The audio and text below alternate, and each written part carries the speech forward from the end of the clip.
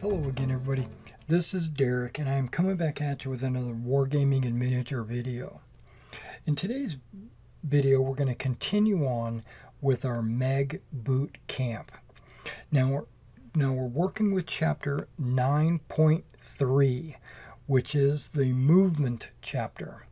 Now this chapter is a very long chapter, so this video might be very long. So if you need to watch it in 2 parts or whatever, feel free to do that. All right, so let's go ahead and get started so we can crack on. Okay, the first thing is movement distances. So refer to the movement distance table on the QRS for maximum move distance in different types of terrain. We have 3 types of terrain: good going, rough, and difficult. Terrain that counts as each is shown in the earlier chapter. Okay, so there is a terrain chart that you can check to see what is considered rough, difficult, and good going. If any base of an UG even partially is into the rough or difficult terrain, then the UG is slowed to the speeds shown. So I put this little field here to simulate rough or difficult terrain. So if your UG is like this, you're not going to be suffering any kind of movement penalties. But if it's like this, then you are, because it only takes a minimum amount to be considered in rough terrain. If any portion of the UG, even partially. The UGs move at the speed of the slowest bases when some are in and some are out of terrain. Mixed tugs retain their initial movement distance even if all slower bases are lost. Okay, so an example of a mixed tug is something like the English longbow. The English longbow and men-at-arms can actually form into a single tug. Like, imagine this being the men-at-arms and this being the longbow, and the men-at-arms being the slowest. But if the men-at-arms are ever killed, the tug still moves at the men-at-arms speed, because they're saying not all of them are dead, some of them are mixed in. Moving a single UG. Now remember, UG means unit group, okay? If, hypothetically, let's say this was a Macedonian phalanx, right? Or Macedonian UG. Each one of these stands would represent a phalanx, a unit, right, in the Macedonian army. But when you put together your army in the game, you have to make what's called an UG. And the UG is a unit group, so it's a group of units. Or you could say it's a base group. I just call it a unit. Now remember, all the movement distances are in base widths. So I make sticks, movement sticks, that each, I do like a alternating color. It could be any colors, but you alternate them, and the width or the length of this stick, this color, is the same as one of your base widths. So it should be 40 millimeters, right? Now, if you play a different scale than 15 millimeter, let's say you play 28 millimeter and your bases have a 60 millimeter base width, then each one of these color-coded areas should be 60 millimeters. Moving single UGs. Use cards to prompt actions in all phases. Refer to the prompted actions table for all actions using command cards. This shows the minimum cost for a move. You can always use a better card. To make a single UG do a prompted action, select the UG that you want to prompt, then find the relevant action on the prompted actions table, cross-reference with the training level of the UG.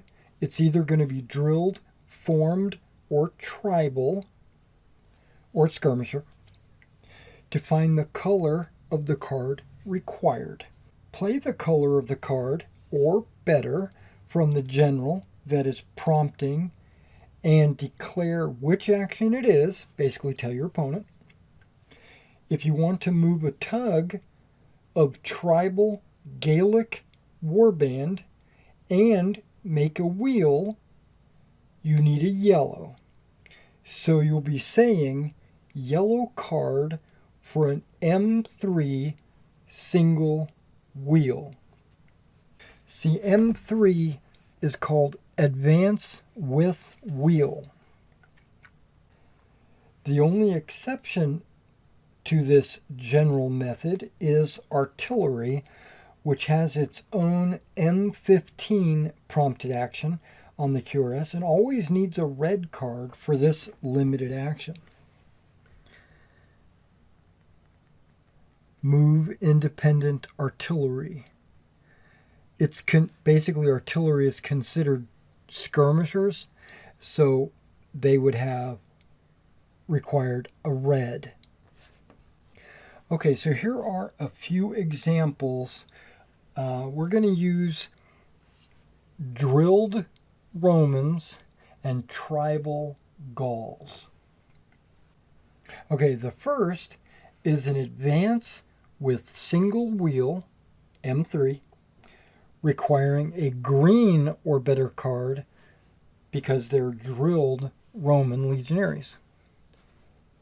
Note that the inside corner of the wheel is in a fixed position during any wheel. No shifting is allowed. The Romans split the move and do a 2 base width wheel and 1 base width dead ahead. Okay, so what they're saying is these legionaries are close order. They would have a 3 base width move, but because they're playing for a wheel, they can use any number of these to wheel and any number of these to move forward.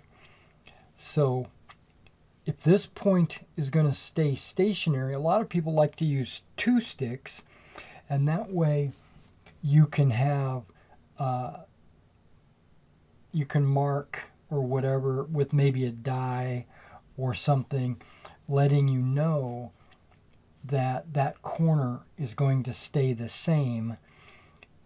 And then, or they might do something like a 2 base width, and then these other figures are in the way.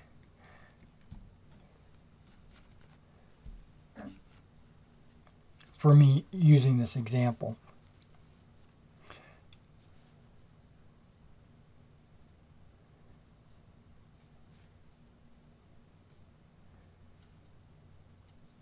So if that is the corner that's not moving, this corner would wheel around 2 base widths, right? And it would get to right there. And then you just basically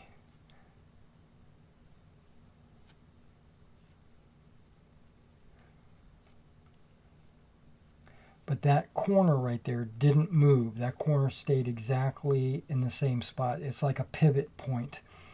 And now that it's got its 2 base width move, he still has 1 base width available, and you have to go dead ahead to, that final base width.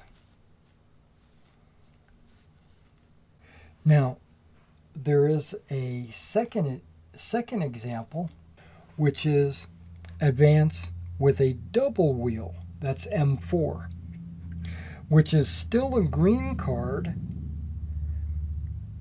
as they are drilled, but would be yellow for formed or red for tribal. It is a 2 base width wheel followed by 1 wheel the other way. Okay, so a double wheel, we can pivot this guy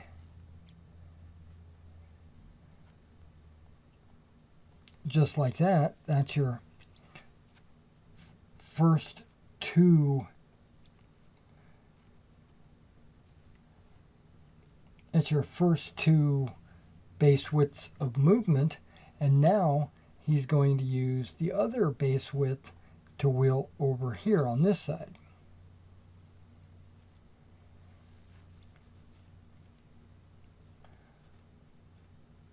So basically he goes like this and then brings it back like that. So a unit would be wheeling 2 base widths this way and then 1 base width this way.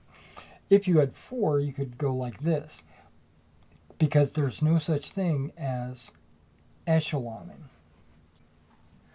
Now, a tribal unit, prompted action, Gaelic warriors, he wants to wheel 2 base widths and then move dead ahead a further 1 base width, just like the Romans. But this is going to require a yellow card because he's tribal. Now also note that because the file is much wider than the Romans, the 2 base width wheel is of a less of an angle.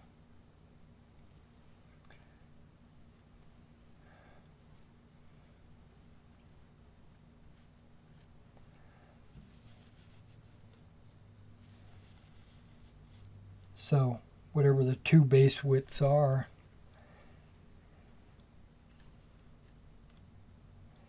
notice how that is less of an angle than the original Roman wheel. At that point, you would just wheel these guys up, just like the Romans. And then a 1 base width advance.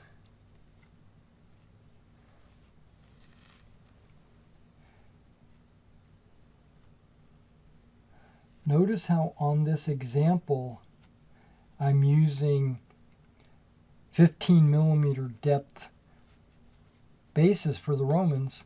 It doesn't matter because you're looking at the front edge and you're looking at the width of the base, not the depth of the base. Okay, now the next example is some Roman heavy cavalry. So I've got some Roman heavy cavalry here. This is actually medium cavalry or what have you, but because I don't have any cataphract, but let's just say these are Roman heavy cavalry. And they have a 4 base width movement range. They want to do an M11 and turn 90 degrees and move. It costs a yellow card.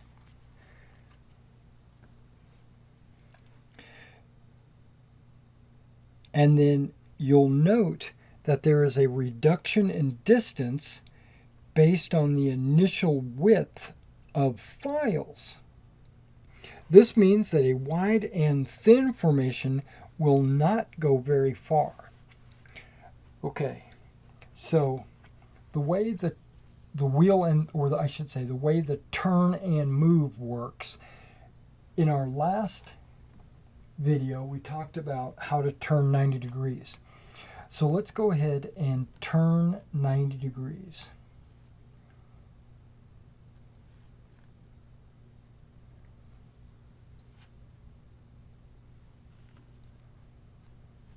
Okay, you turn 90 degrees and these guys fall into place. And then the move, you take 4, because they were originally 2 base widths wide, you subtract 2, and that leaves them with 2 base widths of forward movement. Right? So they can move the 2 base widths. Now, if they were, as an example, like this, which is a legal formation, and they decide to turn and move, they would do their 90-degree turn. This would not be a legal formation, right? So they have to expand one way or the other. So let's say he expands like this to make it a legal formation. And now he uses his 4 base widths, but subtracts the number of files he was in before the turn, which happened to be 4, so he's done moving. So the wider you are, the slower you are when doing the turn and move. If you were only 2 base widths wide, then when you turn, you only subtract 2 base widths. Moving a SUG with a tug. I put a little gap in between there so that you can see that these, I mean, you should be able to see that anyway, because these guys only have 2 figures per base, and they've got either 4 or 3 figures per base. So, but I separated them like this just so you can kind of visualize. But in the formation, they would actually be touching. Okay, each tug, other than mounted flexibles who are in skirmish, can always pull or push a single SUG, other than artillery, along with it for free. This represents the leader of the tug giving a follow us or screen us or some other order to the SUG. It can be done as long as 1. All the bases in that SUG are entirely within 3 base widths of the tug. And they are. So basically, if it was like this, they would still be good because that's 3 base widths, right?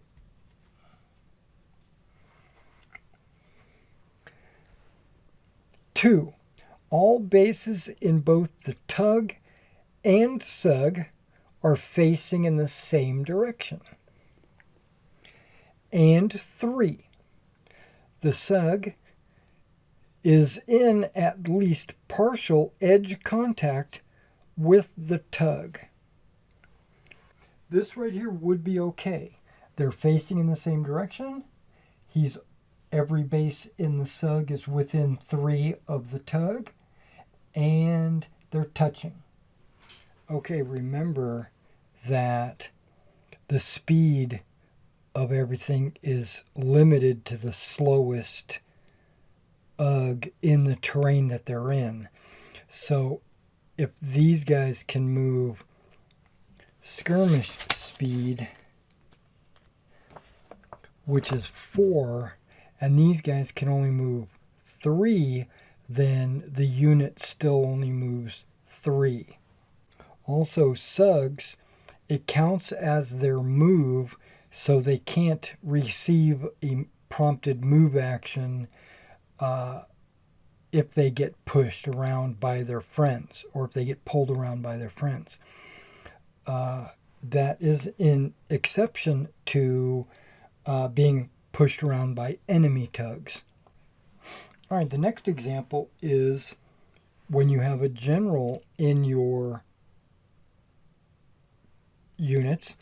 Generals can upgrade a card to the next level once per each phase. If an upgrade is being used to action troops, then the general must be with them. Declare which card is being upgraded. So let's say you've got a green card from that general. He can upgrade it and make it a yellow card once per phase for the unit that he's with. And the example shows that the general must go with the troops if they're using the upgrade. So if this unit was to wheel 2 times, this is the example it's showing. They do a 2 base width wheel and then a 1 base width advance.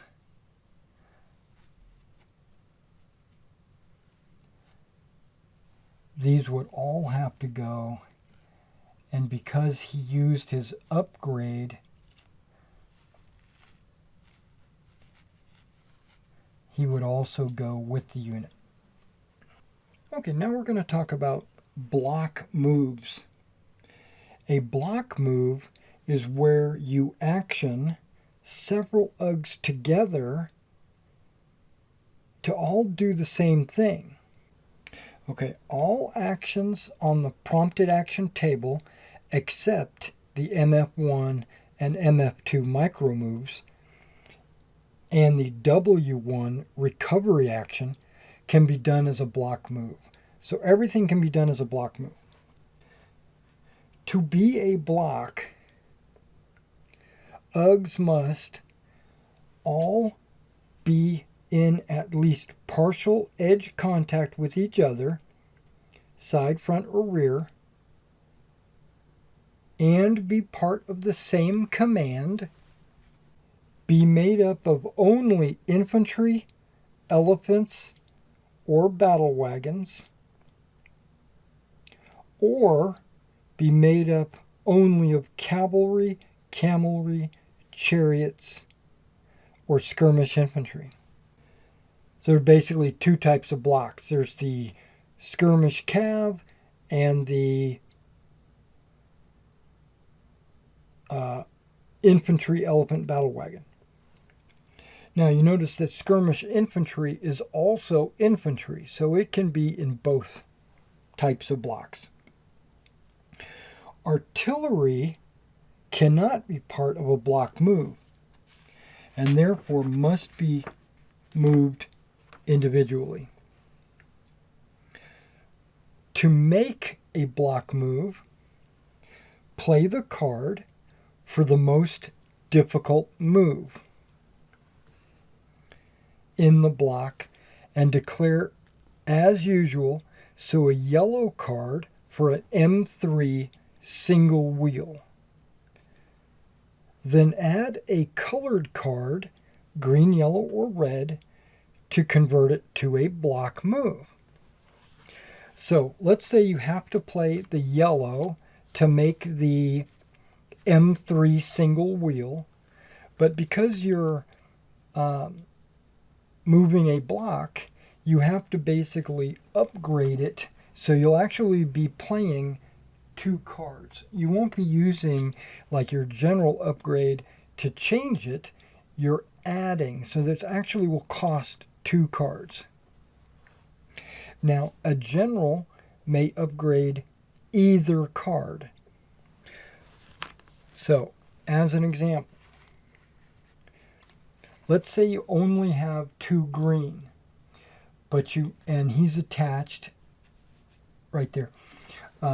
Let's say you only have 2 green, but you need a yellow. He can upgrade one of the cards to a yellow, making this wheel allowed. And then to make it a block move, he plays his second green card. Or let's say you've got, let's say you've got a white card, right? Which is not green or better.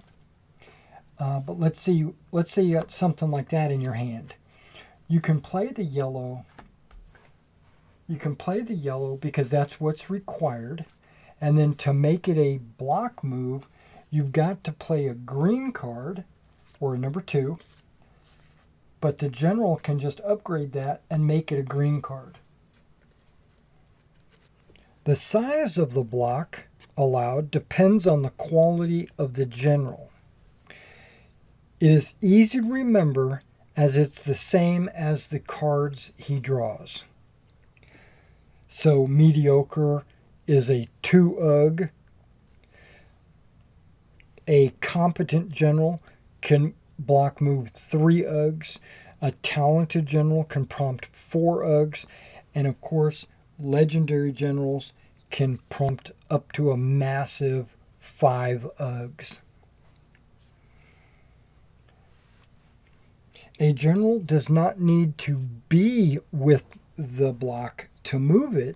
He just needs to be with the block to upgrade a card. So a talented general with 4 cards might prompt 2 blocks. So 2 blocks of 4.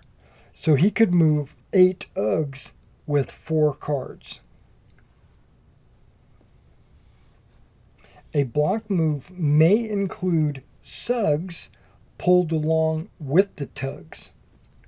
So if the army had enough UGs, in theory, our talented general above could move 8 tugs with 8 sugs with 4 cards.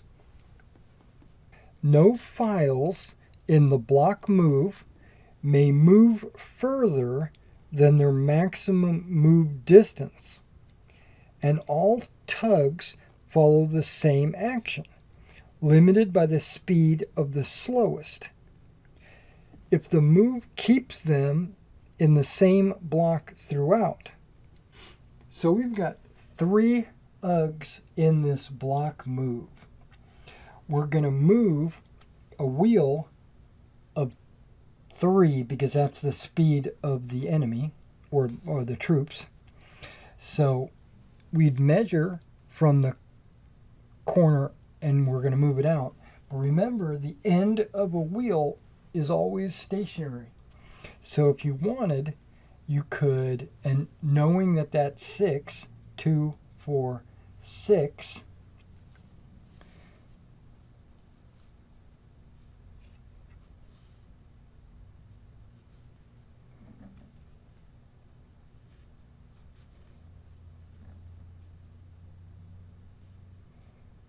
on those really long block moves, having a second stick really helps out.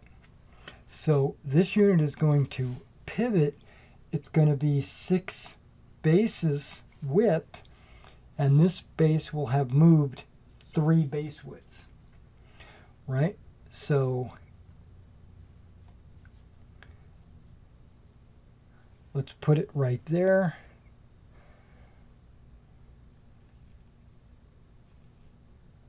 Put him right there. And then you could kind of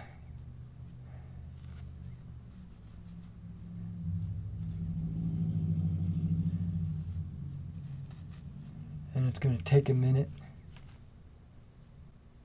And there's the wheel, the 3 base width, 3 UG block move wheel. Okay, this next example is going to be a little bit more complicated. It's a complex move. It's a block, turn, and move. Remember those 90-degree turns? And it will create a new block for future movements. Okay, both turn and move, but each can choose the distance they move up to their maximum of 1 base width.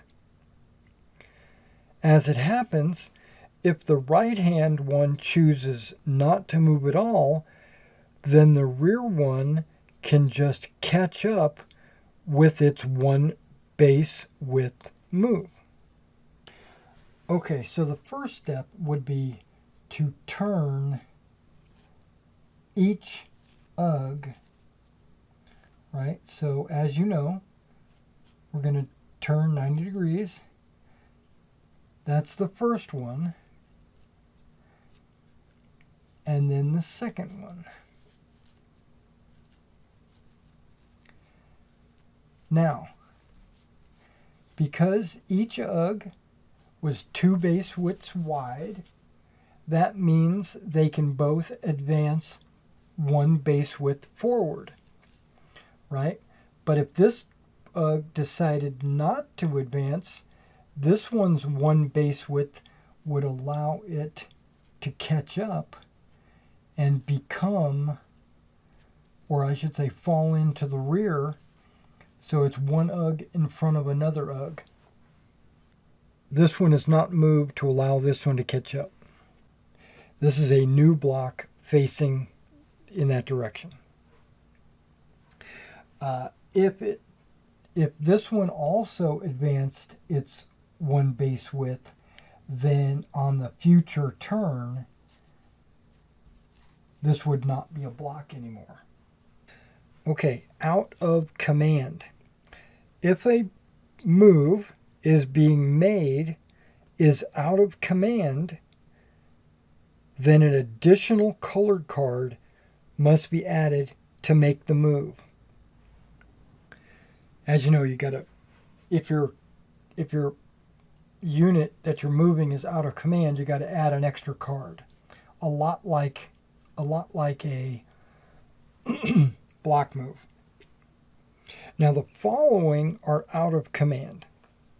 UGs outside the command range of their general, which is 10 base widths for professionals and 8 base widths for instinctive. Terrain and other visibility does not obstruct command range. It's simply a distance. UGs where the general prompting the action is a replacement general who has not yet been placed on the table, like he's still back at the camp. Another one is because even if you're at the camp, even if you're dead, you still draw cards and you can still prompt actions. You're just considered out of command. A general fighting in combat, let's say he's over here fighting in combat, treats every UG other than the one he's fighting with as out of command. Basically reduces his command range to 0. A lot like Napoleon's battles. Or a general prompting a unit that is not part of his command. So let's say he commands these units, but he wants to give them a command. He can do it with his cards. He just has to play 1 additional card. Remember, prompting actions out of command, 1 additional card. Well, 1 additional colored card. Okay, shifts can be made as part of an M5 move and shift action. And you will see that it is difficult for all but drilled tugs and skirmishers. A shift is a sideways movement of up to 1 base width and must follow these rules. It's kind of like echelon. The entire UG or block moving must move its full distance directly ahead. The entire UG or block moving must move its full distance. The move cannot go nearer than 4 base widths to an enemy tug. It can be exactly 4 base widths away. It just can't be closer. The UG or block moving may shift sideways up to 1 base width at the end of the move. Okay, so I want to move these guys forward and I want them to shift. So these guys have a 3 base move. I have to move the full 3 bases. And the moves are always directly straight ahead, unless you're wheeling or sideways shifting. Okay, there's my 3 base widths. Now I get 1 base width shift. One thing I think would be easier to do is just pull it from the other side, because that guarantees exactly 1 base width instead of measuring. It doesn't matter which side you got your guys on. There you go. Drilled troops and skirmishers may make 2 such M5 actions as an M14 double move, as it's a green move for them. Okay, if I'm reading this correctly, and I don't know if I am, an M14 for a drilled troop is yellow. Okay, so by playing the yellow card on your drilled troops and saying you're playing an M14 or a double move, what that allows you to do is make 2 green actions. So I can take 2 M5s back to back. Okay, that's pretty cool. So basically the yellow counts as 2 greens. Or white. It says or white moves. So wow. So if I've got drilled troops, I move 3 with a shift. Then I can move 3 with a shift. So wow, I'm moving really fast. Well, not really, because they're... Yeah. Okay. Free shifts can also occur as part of the universal 1/2 base width shift to avoid friends. To align to friends, to create a block, become a supporting file, move around terrain, or to avoid a table edge. Such shifts can be combined with an M5 if it qualifies. All right. Here is the example, and I've got it pretty much already set up. Tug 1 has made a maximum distance move and shift of 3 base widths. So what it's doing is it's showing that they move 3 base widths and then shift a full base width to the right. I'm going to mark it like this. The second one takes a base width and uses their 1/2 base shift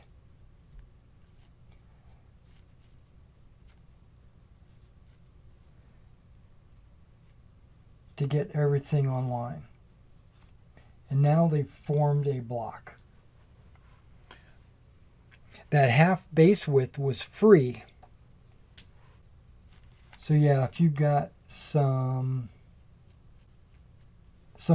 like this, and you want to move up and avoid your friends or avoid moving through them, as long as you're not moving more than 1/2 base width, you can do that. You can adjust slightly. Okay. Now, passing through friends. At times, tugs and sugs may pass through friends. Sometimes these interpenetrations are prompted actions under your control. Other times they are outcome moves. Nothing can pass through a camp. It is neither a tug nor a sug. If allowed as a prompted action. 1. Ugs pass through completely only if they have the distance to do so. So if he's there, if 3 base widths would put them completely through the unit in front of them, that's okay. 2. However, the tugs may displace sugs they are passing through back to behind them to make enough room. So if this was a sug and they didn't have enough room, like they would have stopped there, you could just take these guys and push them back, get them out of the way, because they're basically, they're skirmishing around. If the bases cannot be placed, no passing through it allowed, and the moving UG must stop when it meets its friends. So, let's say it's like that. So, 3 base widths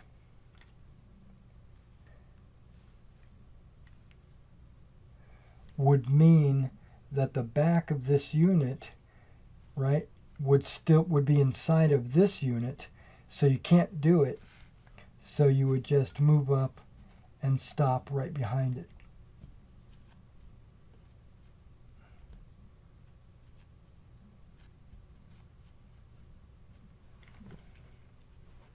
And remember, moves may include wheels and turns if movement allowed. So yeah, in general, when you prompt your action, you can move through friends, but you must have enough room. Now, if forced as an outcome move without any deviation other than the universal 1/2 base width shift. UGs pass through entirely if they even partially enter another UG, as long as there is room for them to fit beyond. So if they have to, let's say, fall back, and you're going to roll randomly to see how far you fall back. That's a variable move distance. But let's say they fall back and they wind up landing directly in the middle of this unit. You don't stop. You force them back all the way so that they exit the backside. Sugs may be displaced in any direction by a minimum necessary to allow a tug to make an outcome move. If such a move cannot thereby be completed, meaning, let's say they had a fallback that was going to have them land directly inside that unit, but there was another unit right here, they would normally push all the way through, but you can't because there is a unit in the way. Things happen. Sugs are destroyed. So if it's a skirmisher unit and it can't find a spot, they just scatter and go to the hills. Tugs stop at first contact with the friends they have reached, so they would stop right here instead of bouncing all the way through. This causes cab tests as if they had burst through them and may therefore be caught by those chasing them. So the people that caused them to fall back and rout or whatever, when they pursue, it might make it easier for them to reach them because they didn't get their full fallback. The following passing through rules are allowed without causing cabs. Infantry SUGs may pass through any friendly tug or SUG in any direction, unless they stop on top of them, of course. All troops may pass through friendly infantry SUGs or artillery in any direction. Yeah, infantry SUGs or artillery. Okay, so a SUG can pass through anything, and anything can pass through a SUG.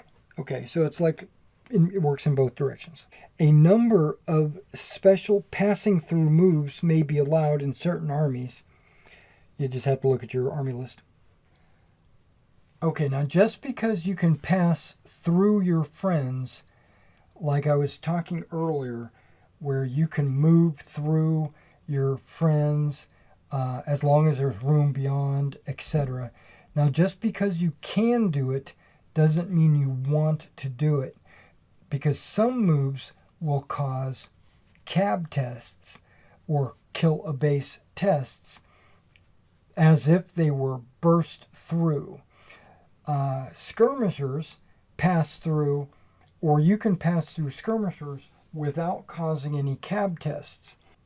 The following troops passing through are considered to have burst through friends and will cause cab tests on themselves and or those burst through. There are exceptions, which is the SUGs. Mounted SUGs making runaway or skirmish moves cause cab tests on UGs being passed through. Other cavalry, chariots, camelry, making runaway or skirmish moves cause cab tests on both of those burst through and themselves.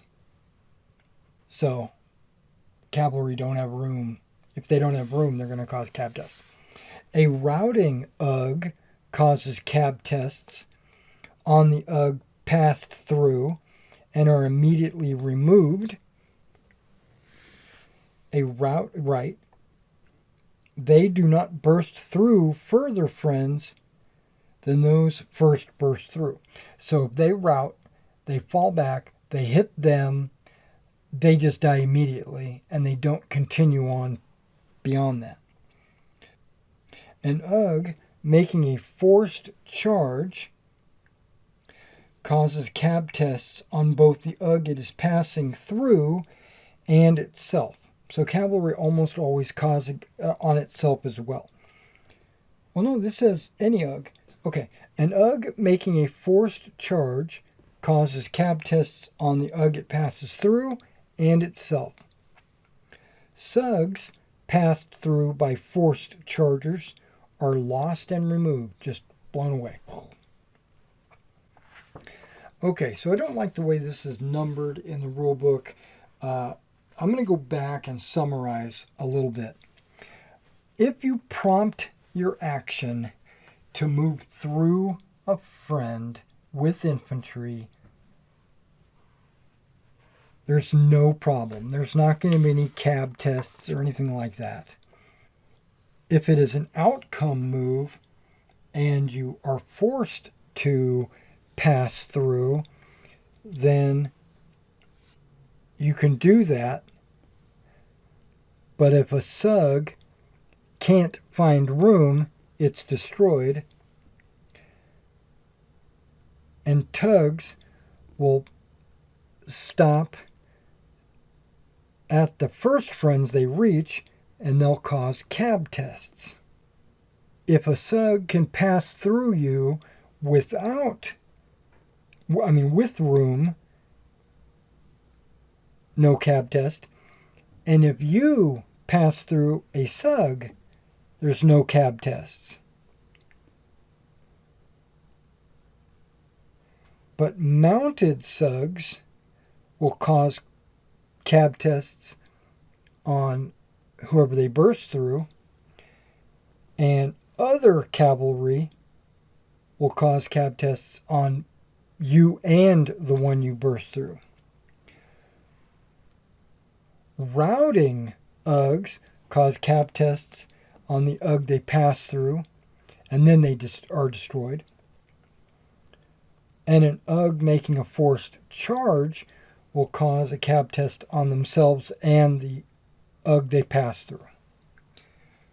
I hope that was easy to understand. I'm sure I'm going to have to reference this page if it ever comes up. Okay, pushing back enemy SUGs. During the movement phase, SUGs generally do not limit the movement of your tugs. They are pushed back by tugs, and if by more than their normal move, they suffer a cab test. Okay, 1. There are 2 exceptions. If they are within terrain and have been contacted by enemy tugs that are affected or badly affected by terrain, and B, if they are in close combat. I'm kind of interpreting this as if this is a tug and this is a SUG and it is just sitting there, we're shooting at them in the previous turn or whatever, and these guys advance, these guys just get pushed back. So these guys advance the 3 base widths, right? But because these guys are not in terrain, which is an exception, because they're not in terrain, they would just be pushed back. They're not in combat, they're just falling back. But now, remember, these guys might get a second move. And that second move is another 3 base widths. But they only have a 4 base width movement. And because that pushback is more than their movement, they're eliminated. There are 2 exceptions. If they're within terrain, or if they're already in close combat.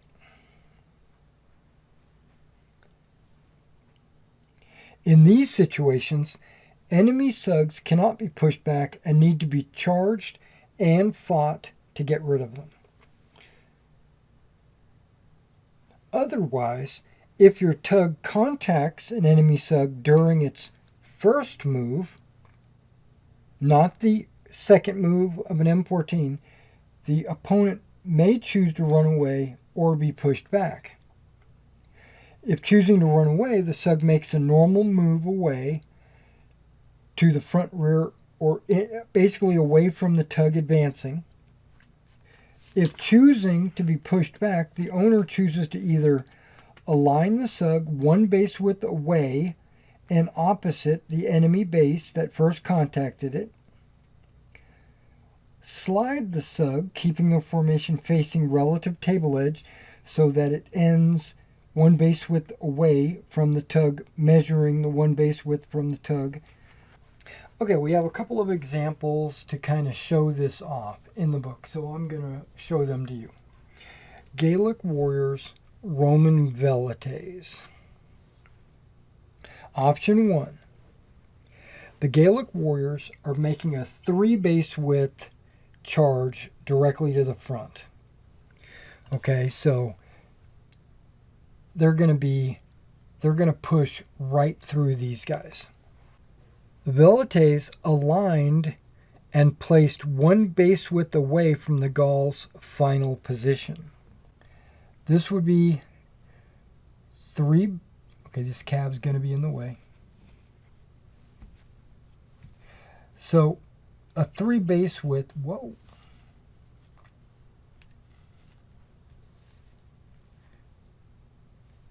A 3 base width charge is going to be right there.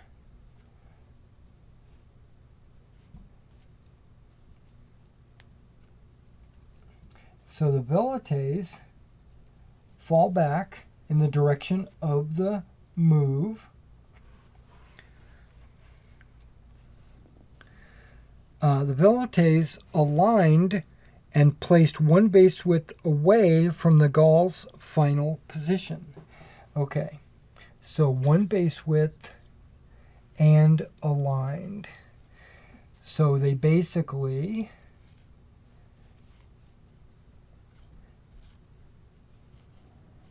line up with this stand right there. Boom, just like that. Option 2. The velites slides without any changes in formation or facing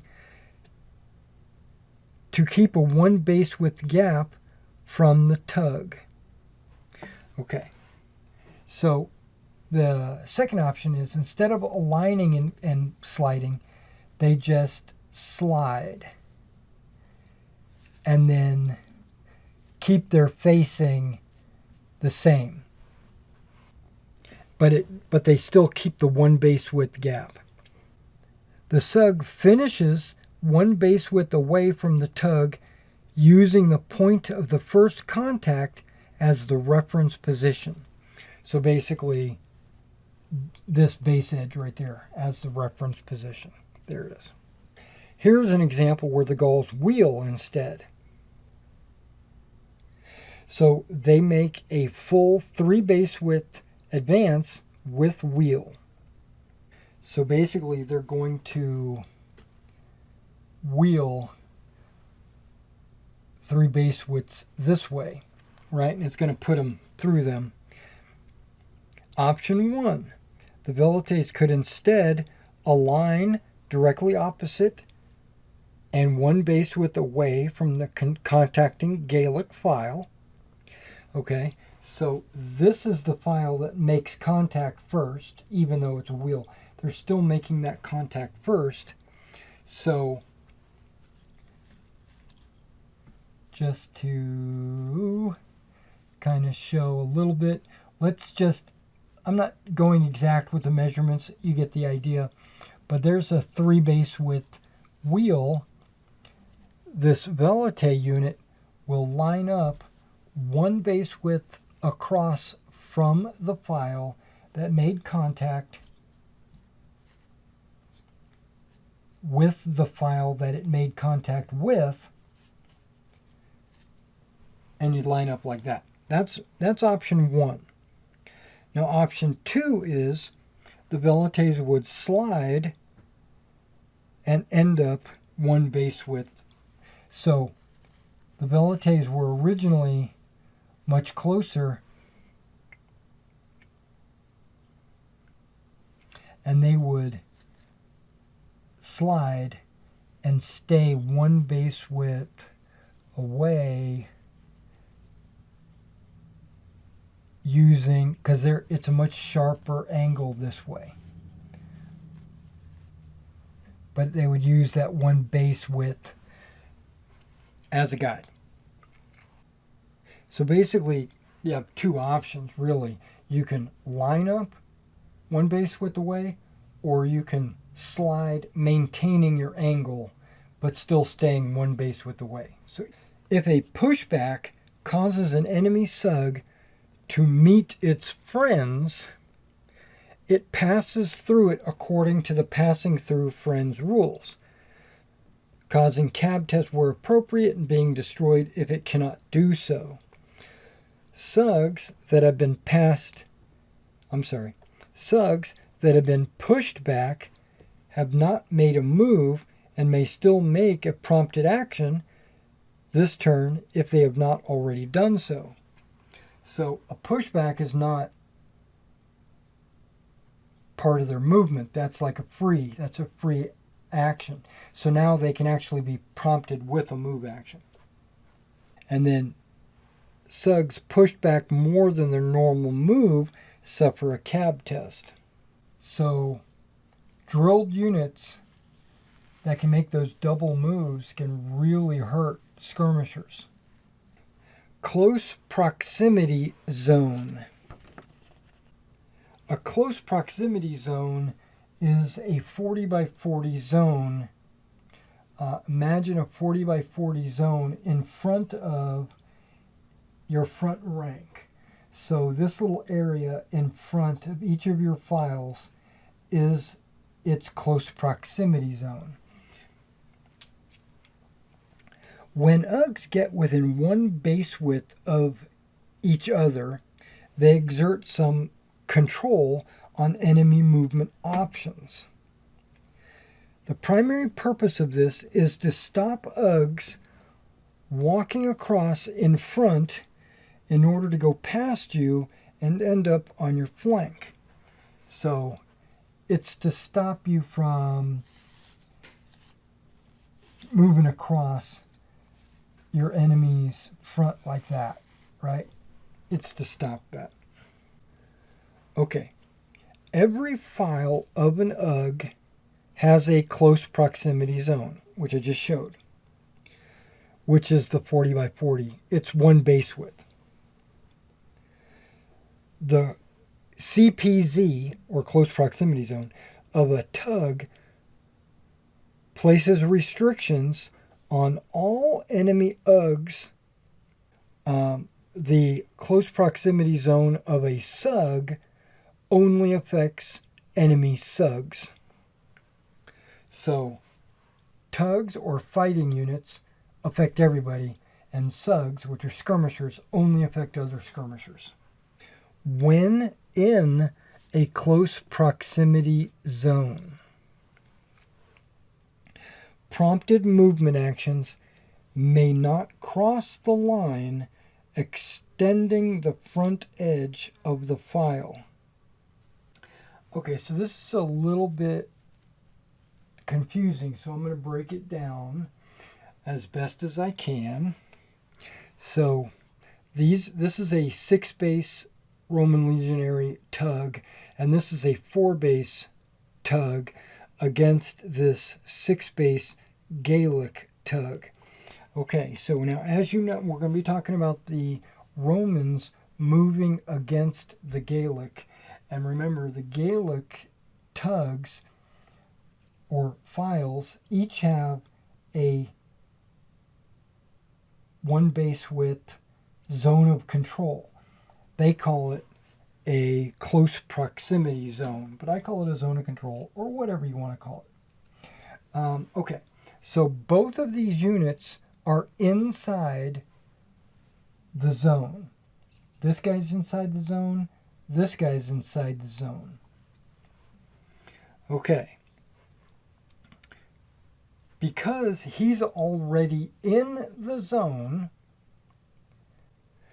okay, prompted movement actions may not cross the line extending the front edge of the line. So imagine the front edge of the files extending out. He cannot cross this line unless already beyond the line. Okay. If already beyond the line, moves may not take the UG any further beyond that line. What the example is saying is this point of the UG is as deep as it can go because he's in it, he's beyond this line, so it can move, it just cannot move further than where it is. Okay? So this unit can do a couple of different things. One of them is it could wheel.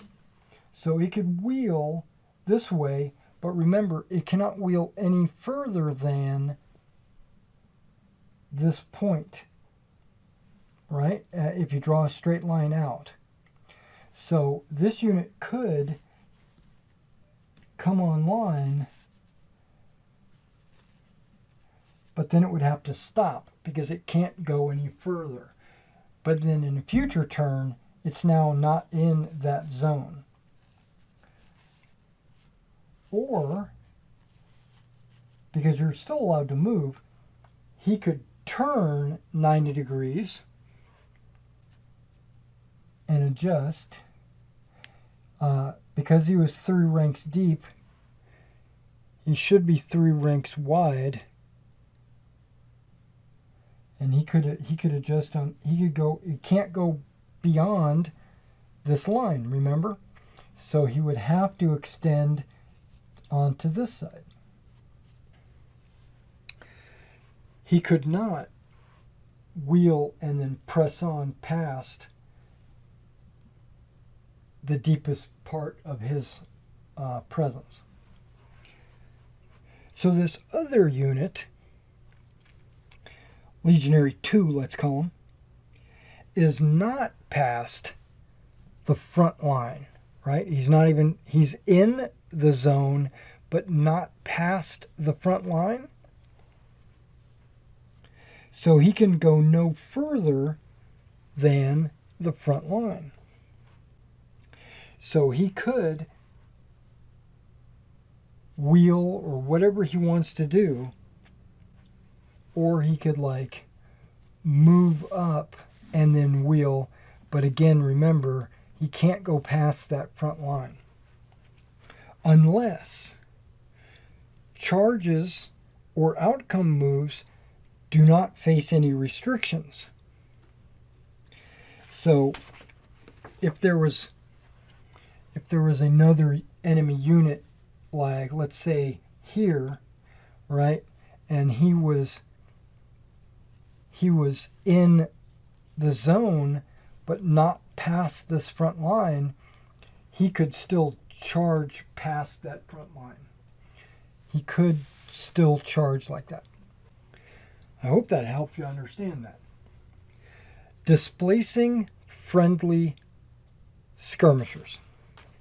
When making any movement with basis of a tug, a friendly SUG can be displaced by the minimum necessary and up to 1 base width to make room, as long as the displacement 1 does not put it into shooting range, or 2 does not put it in charge range of an enemy SUG it could not previously charge. Couple of explanations here. Okay, let's say he is not in range, right? Hypothetically, let's say he's not in range, and this unit would move up and it would sit on top of this unit, right? Displacing this unit, causing it to move. You can do that, but it cannot move out of the way, and it can move in any direction. Cannot move out of the way of this unit because now he's in range. You can do it as long as this does not put it in range. Let's say he's here and this is, let's say, another SUG, another skirmisher unit. He's out of charge range. This unit moving up moves this unit out of the way, and now he is in charge range. You can't do that. You can't basically displace into an advantageous position. If either of those apply, the SUG cannot be displaced. Okay, last thing in this chapter is variable move distance. Some moves call for a variable move distance roll where there is a chance that UGs may move further or less than their normal movement. This is limited by those making runaway and skirmish charges, thereby giving chargers a chance to catch them if they roll badly, troops making their first and only route move,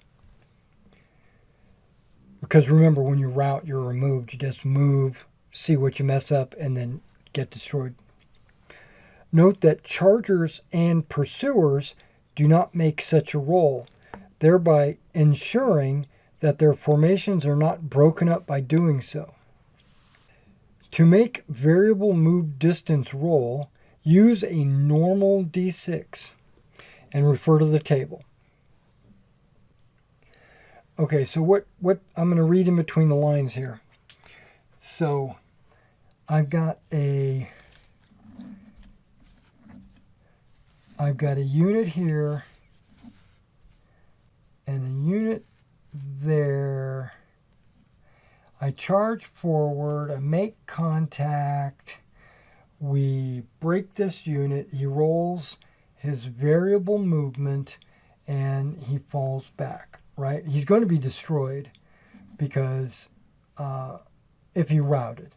So he routes back, and whatever he doesn't contact, he just gets eliminated. Charges them. Let's say it doesn't destroy them, but they do fall back. They have to make and there's various, we haven't gotten into the whole pursuit rules, but you make a variable move distance to see how far back you move, and then pursuers, if they're not already engaged by another unit, make a normal move. So he would get another 3 base width move to see if he can make contact with this unit again, which would be another round of combat, which we'll get into in the combat rules. All right, guys. Well, thanks for coming out and checking out this movement. I know it was a lot of craziness. Hopefully you can figure it out. Hopefully it helped you understand what the wording was in the rules. And in the next chapter, we're going to be looking at just that. 9.4 is charges and response to charges. And I will see you in the next video.